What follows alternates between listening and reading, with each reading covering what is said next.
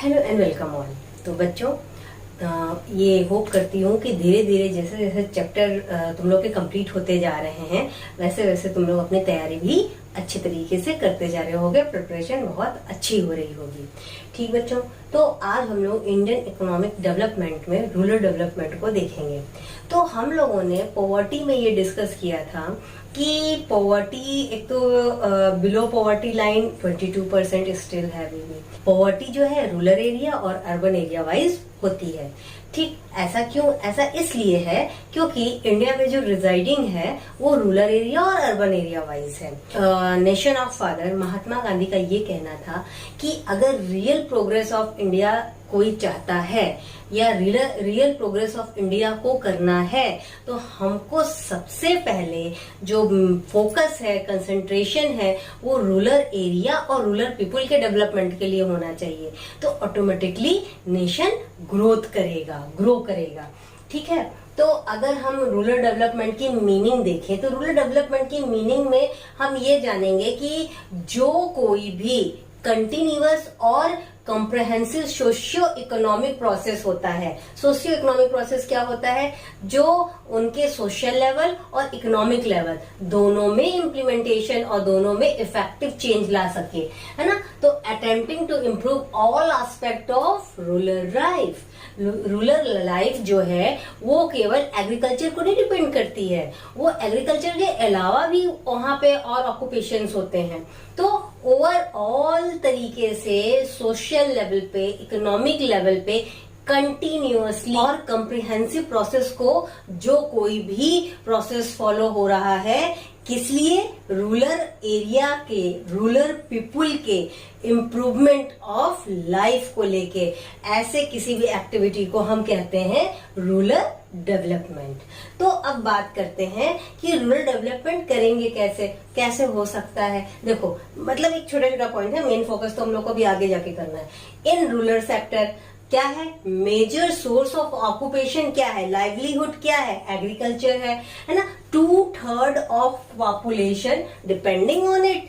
जो 2/3 of population है India की वो किस पे डिपेंड करती है? एग्रीकल्चर पे। तो इसलिए जो अगर रूरल डेवलपमेंट में हमें रूरल सेक्टर को सबसे ज्यादा अगर इम्प्रूव करना है तो वो कहाँ पे फोकस आएगा फोकस एग्रीकल्चरल डेवलपमेंट पे, एग्रीकल्चरल फैसिलिटी पे। ठीक है, और फिर क्या है? Rural development include agriculture development तो है ही, ये जैसे हम लोग ने पहले पॉइंट में कहा है ना। जैसे अभी हम लोग ने पहले पॉइंट में क्या डिस्कस किया कि रूरल डेवलपमेंट में एग्रीकल्चर डेवलपमेंट इन्वॉल्व है। क्यों? क्योंकि 2/3 ऑफ पॉपुलेशन जो है, 2/3 पोर्शन ऑफ पॉपुलेशन जो है वो क्या है? एग्रीकल्चर पे डिपेंड करता है। तो ये तो हमें करना है एग्रीकल्चर डेवलपमेंट, लेकिन साथ ही साथ वो सारे एस्पेक्ट को भी डेवलप करना है जो कि quality of life of people के साथ जुड़े हुए हैं।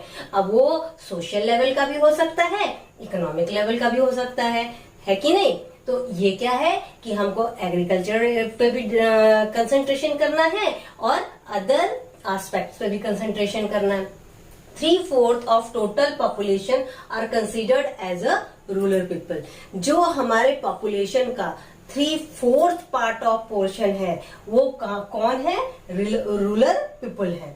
तो ड्यूरिंग 70s में थोड़ा बहुत जो है कुछ प्रोग्राम पे कंसंट्रेशन शुरू हुआ और उस समय 5 ईयर प्लान में स्पेशल प्रोग्राम्स को इंट्रोड्यूस किया गया, डिजाइन किया गया। किस लिए? रूरल डेवलपमेंट के लिए। ठीक है, अब ये रूरल डेवलपमेंट की बात हम लोग अगर करते हैं तो रूरल डेवलपमेंट का प्रोसेस क्या है? रूरल डेवलपमेंट का प्रोसेस हमारा स्टार्ट होता है किससे? ह्यूमन रिसोर्सेज से, डेवलपमेंट ऑफ ह्यूमन रिसोर्सेज। अब अगर हम ह्यूमन रिसोर्सेज की बात करें तो ह्यूमन कैपिटल फॉर्मेशन में तुम लोगों ने पढ़ा है, तो उसमें मेन सोर्स क्या होते हैं ह्यूमन कैपिटल फॉर्मेशन के? होते तो 5 सोर्स है, बट जो मेन इंपॉर्टेंट 2 सोर्स है, that one is the basic thing is the education and the health. उनके एजुकेशन और हेल्थ पे बहुत ज्यादा डेवलपमेंट की जरूरत है, कंसिडरेशन की जरूरत है, फोकस करने की जरूरत है। डेवलपमेंट ऑफ इंफ्रास्ट्रक्चर, अब भाई वहां पे इंफ्रास्ट्रक्चर ही नहीं है। अगर इंफ्रास्ट्रक्चर को प्रोवाइड कराया जाएगा तभी तो रूरल डेवलपमेंट होगा। अब इंफ्रास्ट्रक्चर में बात करें, रोड वगैरह की तो बात तो आएगी। सबसे पहले तो वाटर सप्लाई होना चाहिए प्रॉपर तरीके से, इलेक्ट्रिसिटी सप्लाई होना चाहिए। इलेक्ट्रिसिटी सप्लाई अच्छा होगा, वाटर सप्लाई अच्छा होगा तो इरिगेशन में आराम होगा। जो ड्राउट वगैरह का कंडीशन होता है उसमें किसान परेशान नहीं होंगे। ठीक है, मार्केटिंग उनके लिए होना चाहिए सही तरीके से। जब वो अपना सारी प्रोसेस पूरा कर लेते हैं क्रॉपिंग का, कटिंग का, तो उसके बाद उनके जो है मार्केटिंग सही तरीके से होना चाहिए जिससे कि उनका एक्सप्लॉयटेशन ना हो। ठीक, then the land reforms, land reforms बहुत जरूरी है क्योंकि इसी वजह से बहुत ज्यादा एक्सप्लॉयटेशन होता है और कहीं ना कहीं किसान जो है डेट ट्रैप्स में आते हैं। हम लोग पॉवर्टी में पढ़े थे, है ना, कि पॉवर्टी का मेन एक कारण डेट ट्रैप्स भी है। डेट ट्रैप्स में आते हैं और फिर वो इतना हाई रेट ऑफ इंटरेस्ट होता है उनके क्रेडिट का कि फिर वो पूरा ही नहीं कर पाते हैं और फिर पीढ़ी दर पीढ़ी उसी ट्रैप में रहते हैं और अल्टीमेटली बहुत सारे केस हम लोग के सामने आए दिन न्यूज़पेपर और आजकल तो ई मीडिया हो गया है, उसमें सब में देखते हैं हम लोग, सुनते हैं हम लोग कि किसान जो है सुसाइड कर लेते हैं। पॉवर्टी में पीपल जो है सुसाइड कर लेता है। वो क्यों होता है? क्यों? वो इस एक्सप्लॉयटेशन की वजह से होता है। तो ये एक्सप्लॉयटेशन का एक तो निदान मिल जाएगा, सोल्यूशन मिल जाएगा। ठीक, और दूसरा क्या है कि कुछ जो किसान होते हैं, टिलर्स होते हैं, वो जाते हैं और वो काम करते हैं वहां पे, जुताई बुराई और खेती का काम, फार्मिंग का काम करते हैं और फिर थोड़ा पैसा उनको मिलता है बड़े फार्मर से। लेकिन वहां पे क्या होता है? एक्सप्लॉयटेशन होता है। जो रेट ऑफ रिटर्न उनको होना चाहिए अपने सर्विस को देने का, वो नहीं होता है। तो ये रिफॉर्म्स होना बहुत इंपॉर्टेंट है। एलिवेशन ऑफ पॉवर्टी, पॉवर्टी को दूर करने के लिए कुछ ना कुछ स्टेप्स को उठाते रहना, स्पेशली जो वीकर सेक्शन में आते हैं। Development of productive resources of each locality, है ना, अपॉर्चुनिटी किसका? एम्प्लॉयमेंट को जनरेट करना अदर देन फार्मिंग। फार्मिंग के अलावा भी जो है अपॉर्चुनिटी आए एम्प्लॉयमेंट का, तो उससे भी क्या होगा? एग्रीकल्चरल डेवलपमेंट के साथ साथ जो है रूरल डेवलपमेंट होगा। हाँ, वहाँ नए सोर्स ऑफ जो है इंफॉर्मेशन आएगा। किस लिए? एम्प्लॉयमेंट के लिए, एम्प्लॉयमेंट जनरेशन के लिए, लाइवलीहुड अच्छी होगी। ठीक है बच्चों, नाउ टेक अ स्क्रीनशॉट।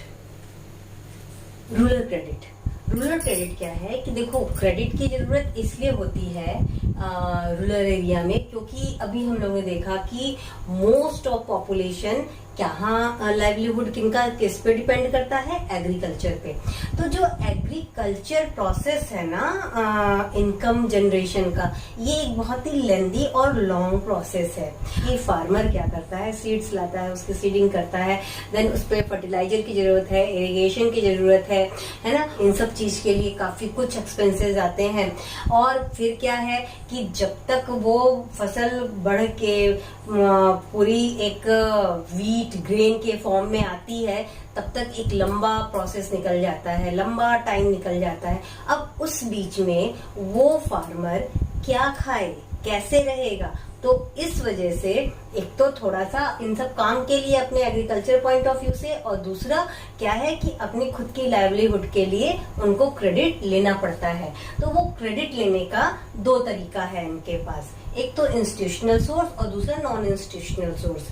क्या है कि पहले जब तक इंस्टीट्यूशंस इंट्रोड्यूस नहीं हुए थे तब तक नॉन इंस्टीट्यूशनल सोर्सेज जो थे वही सोर्स क्या था रूरल क्रेडिट के लिए। और ये सोर्स थे क्या क्या? Money lenders. यहाँ पे आते थे जो पीजेंट्स थे वो क्रेडिट लेते थे और उनके ऊपर बहुत high rate of interest charge किया जाता था और वो उस ट्रैप में रहते थे और वो बहुत ज्यादा एक्सप्लॉयटेशन होता था और वो उस ट्रैप से कभी बाहर नहीं निकल पाते थे, जिससे कि वो गरीब गरीब गरीब और गरीब होते जाते थे और उनका डेवलपमेंट नहीं हो पाता था। दूसरा, रिलेटिव्स। यहाँ पे रेट ऑफ इंटरेस्ट नहीं होता था लेकिन अपने रिलेटिव से जैसे कि होते हैं ना कि भाई हो गए, चाचा हो गए, मामा हो गए, दादा हो गए, उनसे हम क्रेडिट ले लेते। हाँ, फार्मर उनसे क्रेडिट ले लेता है और अपना थोड़ा बहुत काम करता है। Then traders and commission agent. यहाँ पे पीजेंट क्या है, जाता है वो ट्रेडर और जो कमीशन एजेंट है वहां से वो क्रेडिट लेता है, वहां पे high rate of interest charge किया जाता है। जब वो अपना एग्रीकल्चरल क्रॉप्स अपने वीट ग्रेन ये सब लेके वहां पे जाता है सेल करने के लिए, तो वहां पे उसको वो बहुत ही लो कॉस्ट पे वहां पे जो एजेंट है और ट्रेडर है वो उसको लेता है। तो जिससे क्या होता है कि वो प्रॉपर जितना खर्चा किया उतना अर्निंग नहीं हो पाती है और वो गरीब बना रहता है। देन रिच लैंडलॉर्ड, जो बड़े बड़े लैंडलॉर्ड्स होते थे वो भी जो है क्रेडिट फैसिलिटी दिया करते थे, और यहाँ पे छोटे किसान, बड़े किसान, लैंड लेस फार्मर, वो सब जाके यहाँ पे लिया करते थे, और वो अपने मन से अपने हिसाब से जब मर्जी बना दिया कि ये रेट ऑफ इंटरेस्ट हमें लेना है। और उस केस में बहुत सारे जो फार्मर्स, छोटे फार्मर्स के पास या मिडिल फार्मर्स के पास लैंड हुआ करते थे, वो जो है लैंडलॉर्ड्स के पास चले जाते थे जब वो अपने क्रेडिट को पूरा नहीं कर पाते थे। तो ये क्या था कि जब तक इंस्टीट्यूशनल सोर्सेज का इंट्रोडक्शन नहीं हुआ था तब तक 93% of borrowing of credit non institutional source से थी। बट आज के डेट में भी 1/3 पोर्शन जो है क्रेडिट का रूरल एरिया में आज भी नॉन इंस्टीट्यूशनल सोर्स से है। ऑलमोस्ट हम कह सकते हैं 32-33%। मेजर चेंज तब आया जब 1969 में इंस्टीट्यूशनल सोर्सेज को फुल फ्लेज रूरल क्रेडिट के लिए फोकस किया गया। कैसे? नेशनलाइजेशन के थ्रू, है ना। तो अब इसमें गवर्नमेंट का फोकस दो जगह था। एक तो जो क्रेडिट दिया जा रहा है फार्मर को, वो उसका रेट जो है वो कम हो, ठीक है। और दूसरा, वो अगर क्रेडिट दिया जा रहा है फार्मर को तो वो अपना इनकम जनरेट कर सके एग्रीकल्चर प्रोडक्टिविटी बढ़ा के, ठीक है। और उसके लिए इंस्टीट्यूशन सोर्सेज हमारे पास कुछ इस तरीके से हैं, जैसे कि cooperative credit, land development banks, commercial bank credit, regional rural bank, government, NABARD और self help group linkage programme for micro finance. NABARD का यहाँ मतलब है national bank for agriculture and rural development, ठीक है। तो हम लोग एक एक करके पॉइंट्स को डिस्कस करते हैं। कोऑपरेटिव क्रेडिट, इसका ये काम था कि जो फार्मर्स हैं, रूरल एरिया में क्रेडिट लिया जा रहा है, उनको जो मनी लेंडर्स हैं या बिग लैंडलॉर्ड्स हैं, इन लोग के ट्रैप से, क्लचेस से बाहर निकालना और जो क्रेडिट है वो लो रेट पे प्रोवाइड कराना। Land development bank, land development bank में उस क्या किया जाता था कि मॉर्गेज में कुछ रख लिया जाता था लैंड वगैरह के लिए, और उसके बाद क्या होता है कि ये जो क्रेडिट देते थे, किस लिए देते थे? एग्रीकल्चर एक्टिविटी से रिलेटेड लैंड में कुछ उसको फर्टिलाइजिंग या फिर उस पे कुछ उसको अच्छा करने के लिए, उसकी प्रोडक्टिविटी बढ़ाने के लिए, या एग्रीकल्चरल इम्प्लीमेंट जो इक्विपमेंट्स होते हैं उनके लिए, या फिर जो पुराने डेट है जो दूसरे से लिया है उसको पूरा करने के लिए। इस तरीके के जो क्रेडिट है वो लैंड डेवलपमेंट बैंक में कंसीडर हो। आफ्टर नेशनलाइजेशन इन 1969 कॉमर्शियल बैंक का एक बहुत इम्पोर्टेंट रोल आया रूरल क्रेडिट में, है ना। मेनली तुम्हारा एसबीआई है, पीएनबी है। एसबीआई 1955 में उसका सेटअप हुआ, है ना। लेकिन जो मेन उसकी एक्टिविटी जनरेट हुई वो कब हुई? जब नेशनलाइजेशन हुआ 1969 में। तो इनका मेन फोकस क्या हो गया कि जो रूरल एरिया है वहां पे फार्मिंग पे एंड अदर डेवलपमेंट पे जो क्रेडिट होता है उसको सही तरीके से प्रोवाइड कराना, और हर नीडेड जो पर्सन है उसको प्रोवाइड। गवर्नमेंट इंस्टीट्यूशनल सोर्स के रूप में तब निकल के आती है जब कोई बहुत इमरजेंसी की स्थिति हो जाती है, कंडीशन हो जाती है, जैसे कि फ्लड आ जाए, ड्राउट हो जाए, या कोई मतलब ऐसा एक्सटर्नल एक्टिविटी हो जाए जिसपे कि किसी का कंट्रोल ना हो। तो उस केस में गवर्नमेंट कुछ लोन प्रोवाइड कराती है, उसमें बहुत कम से कम रेट ऑफ इंटरेस्ट को रखती है, जैसे कि 6% रखती है, या फिर उस वक्त जैसा क्राइटेरिया लो लेवल लेवल का हो उस तरीके से जनरेट किया जाता है रेट ऑफ इंटरेस्ट को रखने की। Self help group linkage programme for micro finance. आज की डेट में माइक्रो फाइनेंस में एक SHG का बहुत बड़ा नाम है ना। 43 लाख के आसपास हमारे पास माइक्रो फाइनेंस SHG के फॉर्म में है। इसमें क्या होता है, ये हम लोग अभी उसमें भी पढ़े थे पॉवर्टी के चैप्टर में भी, तो तुम लोग को याद होगा। तो इसमें क्या होता है कि स्मॉल फार्मर, मार्जिनल फार्मर के जैसे काफी लोग एक साथ मिलके मनी पूल करते हैं, और वहां पे क्या होता है, जो उसमें पूल कर रहे हैं उसमें से कोई एक नीडी मेंबर है, उसको वो देते हैं लो रेट ऑफ इंटरेस्ट पे। हाँ, और फिर वो जो क्रेडिट का फिर वो पेमेंट करना शुरू करता है, वो इंस्टॉलमेंट्स पे करता है। और SHG प्रोग्राम से, जो माइक्रो फाइनेंस प्रोग्राम है, इससे वुमेन एम्पावरमेंट में बहुत ज्यादा यूज किया जाता है। और ये जरूरी नहीं है केवल फार्मिंग या फार्मर को ही दिया जाए, ये अदर ऑक्यूपेशन जो ऑप्ट किए हैं उनको, या कोई आर्टिस्ट है ना, कोई गाना गाता है या कोई कुछ ऐसा काम करता है जिससे किसी का एंटरटेनमेंट होता हो, ऐसे कोई भी नीडी पीपल जो उस ग्रुप में पूल कर रहे हैं उनको देते हैं। वो दो अब इम्पोर्टेंट पॉइंट बचा है, वो क्या है, regional rural bank and NABARD. ये दोनों एक दूसरे से कहीं ना कहीं रिलेट करते हैं, इस वजह से इसको छोड़ रखा था। तो इसका तुम लोग स्क्रीनशॉट ले लो। रीजनल रूरल बैंक का क्या रोल है रूरल क्रेडिट में, हाँ, हम उससे कितना फायदा हुआ रूरल डेवलपमेंट को, रूरल एरिया को, रूरल पीपल को। तो नाउ लेट्स सी क्या हुआ कि ऐसी जगह पे रूरल बैंक को, जो रीजनल रूरल बैंक हैं, उनको ओपन किया जाता है जहाँ पे बैंकिंग फैसिलिटी नहीं है, जहाँ पे कॉमर्शियल बैंक की फैसिलिटी अवेलेबल नहीं है। ठीक, फिर दूसरा वो क्या करता है, टू प्रोवाइड क्रेडिट और अदर फैसिलिटी टू स्मॉल और मार्जिनल फार्मर, या फिर जो अदर देन एग्रीकल्चर एक्टिविटी में इन्वॉल्व है, like artist, like agricultural labor, हाँ, like a small entrepreneur, है ना। तो ये क्या है, इन लोगों को रीजनल रूरल बैंक जो है RRB क्या करता है कि लोन प्रोवाइड करता है, या फिर कुछ अदर फैसिलिटीज जो अवेल हो सके रूरल डेवलपमेंट के लिए, वो प्रोवाइड कराता है। The main focus of regional rural bank on fund flow easily in district और regional level. Is that clear? उसमें कोई भी बहुत कॉम्प्लेक्सिटी ना हो, वो इजीली हो जाए, पेपर वर्क थोड़ा सा कम हो, है ना, और समझ में आए। ये किसको समझ में आए, जो लोन लेना चाह रहा है उसको समझ में आए।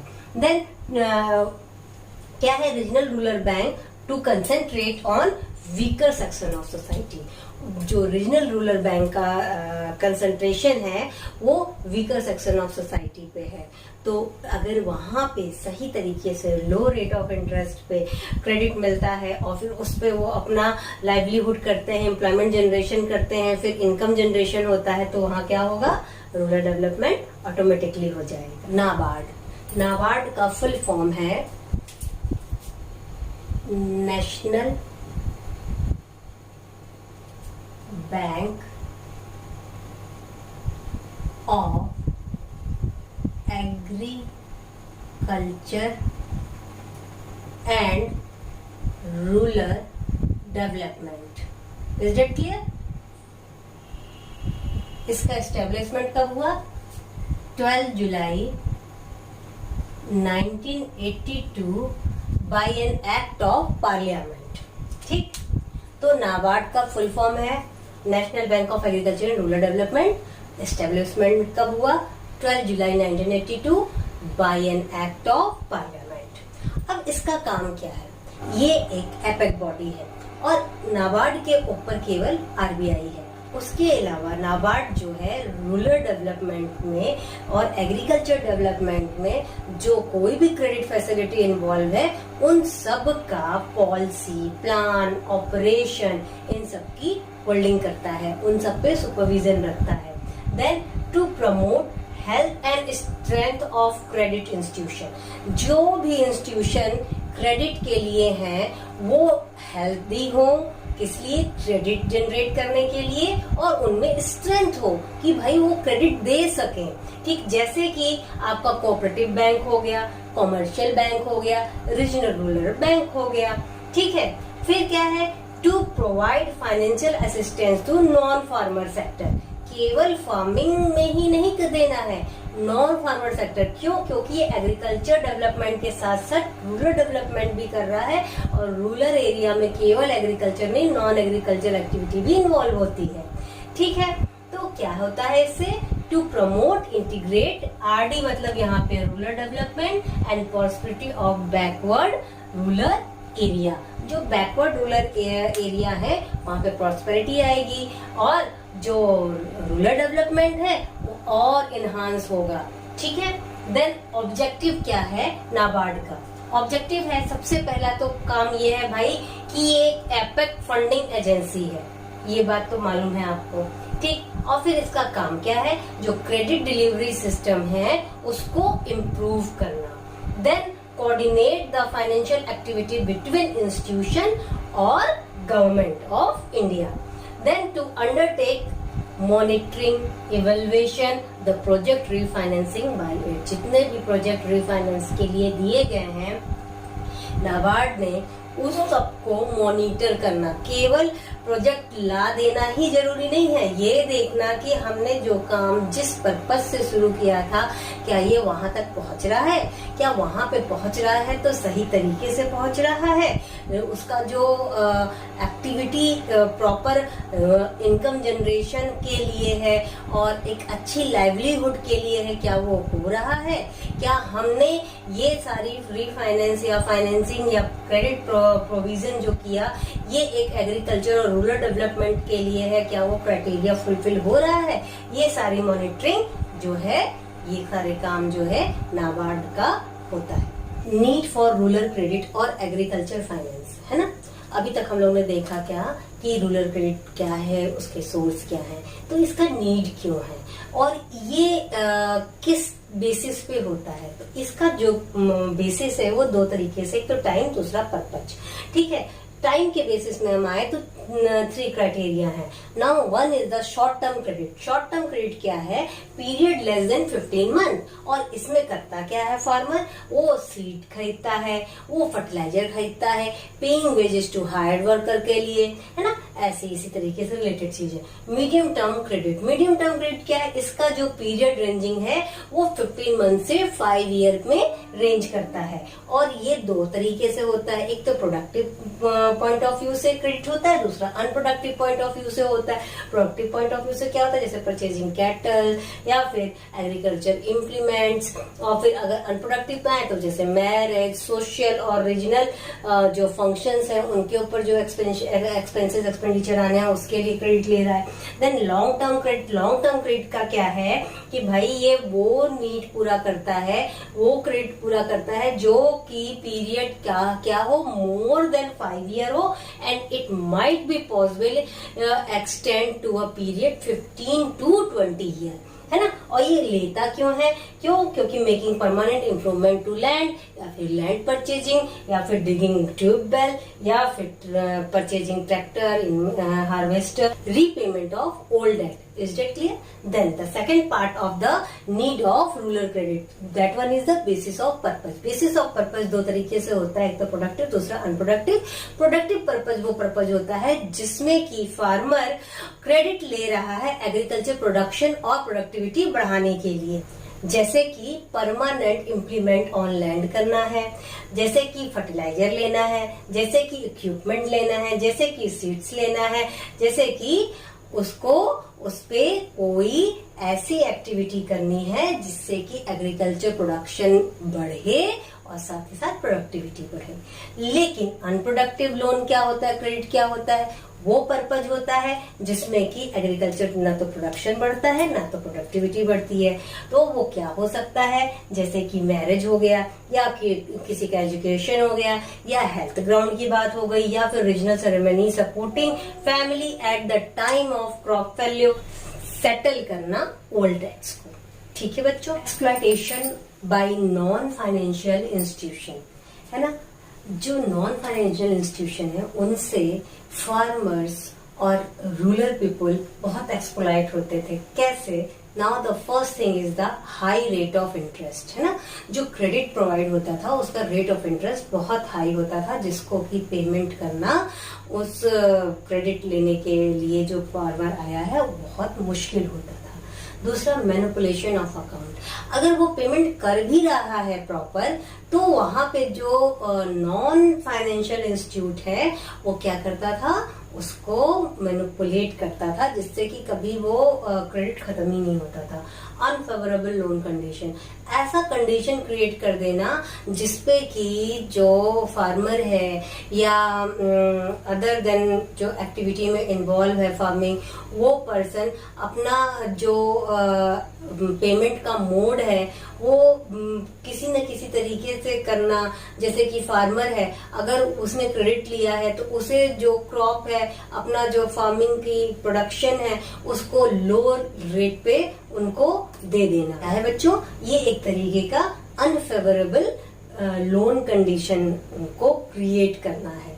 अच्छा, तो ये तो क्या था, एक्सप्लॉयटेशन करते थे नॉन फाइनेंशियल इंस्टीट्यूट। अब इंस्टीट्यूशनल सोर्स जो आए फाइनेंस के, क्रेडिट के, उससे क्या बेनिफिट हुआ? सबसे बड़ा बेनिफिट तो वही हुआ जो कि इसका एक्सप्लॉयटेशन का कारण था। क्या हुआ कि जो फार्मर को दिया जा रहा है क्रेडिट, उसका रेट ऑफ इंटरेस्ट जो है वो बहुत कम होता था, जिसको कि वो पे करने के लिए एबिलिटी रखते थे। दूसरा क्या कि फार्मर रेजिंग देयर प्रोडक्टिविटी, वो फार्मर को हेल्प करते थे कि भाई तुम अगर हमसे उधार लेके जा रहे हो, क्रेडिट ले रहे हो, तो जाके एग्रीकल्चर प्रोडक्शन बढ़ाओ और प्रोडक्टिविटी बढ़ाओ, हाँ, ना कि प्रेशर में रहो। ठीक, फिर क्या है, clear cut distinction between short term and long term requirement. उनको ये क्लियर कट मालूम होना कि मेरी शॉर्ट टर्म रिक्वायरमेंट क्या है, मेरी लॉन्ग टर्म रिक्वायरमेंट क्या है, और उसी के अकॉर्डिंगली इंस्टीट्यूट, फाइनेंशियल इंस्टीट्यूट क्या करता है, लोन को जनरेट करता था। Then institutional credit is integrated with other agricultural operation and improvement. जो एग्रीकल्चर के अलावा भी एरिया है, रूरल ऑपरेशनल एक्टिविटी है, उसको इम्प्रूव करना, और इससे क्या होता था, रूरल एरिया का डेवलपमेंट होता था। तो बच्चों, आज के लिए इतना ही काफी है, अदरवाइज बहुत लेंदी हो जाएगा। नेक्स्ट एग्रीकल्चर मार्केटिंग और डाइवर्सिफिकेशन को समझेंगे। बच्चों, खूब मेहनत से पढ़ो, लिखो। All the best, take care, like share subscribe करना नहीं भूलना।